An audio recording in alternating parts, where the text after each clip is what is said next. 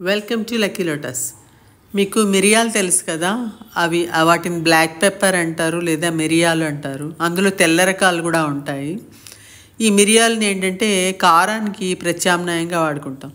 ఈ మిరియాలని ఏంటంటే కొంచెం లైట్గా డ్రై రోస్ట్ చేసి పౌడర్ చేసి అలాగా ఎయిట్ కంటైనర్లో ఉంచుకుంటే కనుక మనం దానికి మామూలు ఎండు కారం పచ్చికారం ఇలాంటివి వాడకుండా రసంలోకి సాంబార్లోకి కానీ పప్పు కొన్ని కర్రీస్లోకి అలాంటి వాటికి వాడుకోవడానికి చాలా బాగుంటుంది. ఇది ఒక మంచి పర్ఫెక్ట్ ప్రత్యామ్నాయం అన్నమాట.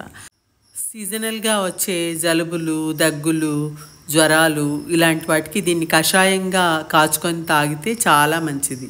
తేనెలు కలుపుకుంటే ఇంకా బాగుంటుంది.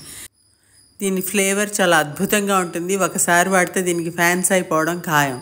వంటగదిలో తప్పనిసరిగా ఉండవలసిన ఔషధం లాంటి పౌడర్ ఇది.